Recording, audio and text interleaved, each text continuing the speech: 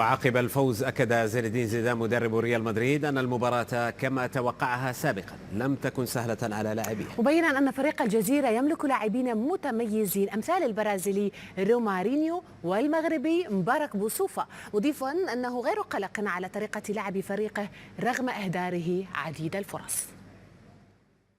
استقبلنا هدف عندما تستقبل هدف من هجمة مرتدة بالتأكيد يعقد عليك الأمور بعض الشيء، ولكننا نجحنا في الشوط الثاني في تعديل النتيجة. وكما قلت نحن كنا نعرف أننا سنخوض مباراة صعبة، نعرف أنهم يلعبون مباراة بالنسبة لهم ربما تكون مباراة تاريخية، يلعبون بكل أسلحتهم بالتأكيد. لعب 32 ورقم 10 و7 لعبوا جيدا في هذه المباراة. كان لدينا العديد من الفرص، كريم وكريستيانو كل اللاعبين كان لديهم فرص سانحة للتهديف، كان لدينا العديد من الفرص. لا، أنا لا أشعر بأي قلق، لا يمكن أن نشعر بقلق، ولكن بالتأكيد نحن نحاول أن نلعب جيدا، لأن أي منافس يمكن أن يسجل في أي لحظة، وكل منافس لديه أسلحته. أي كرة، أي هجمة مرتدة من الممكن أن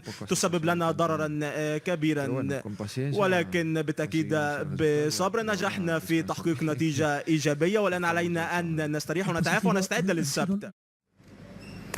بدوره أوضح لاعب ريال مدريد لوكا مودريتش أن الفريق صنع أكثر من 10 فرص للتسجيل، لكن المباراة لم تكن سهلة كما توقعها البعض.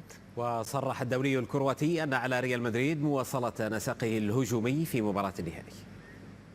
بالتأكيد ريال مدريد، ومن الطبيعي أن يتوقع الناس لنا أن نخوض مباراة سهلة، لكن هذه ليست كرة قدم. في بعض الأحيان علينا أن نعاني، ونحن خلقنا العديد من الفرص في هذه المباراة لكننا لم نسجل. ربما هذه هي مشكلة مباراة اليوم، خلقنا العديد من الفرص، لعبنا كرة قدم جيدة لكننا لم نسجل ولم نستفيد من هذه الفرص. لكن في نهاية المطاف نجحنا في تحقيق الفوز وعبرنا إلى المباراة النهائية، وأنا سعيد بذلك. من المهم أن نواصل على هذا النسق الذي لعبنا به اليوم. هذا هو رأيي، أظن أننا لعبنا جيدا في هذه المباراة، ولا يمكن أن نتوقع أن كل مباراة يمكن أن نخلق 20 فرصة. أظن أننا خلقنا أكثر من 10 فرص سانحة للتهديف، ولكننا لم ننجح في التسجيل.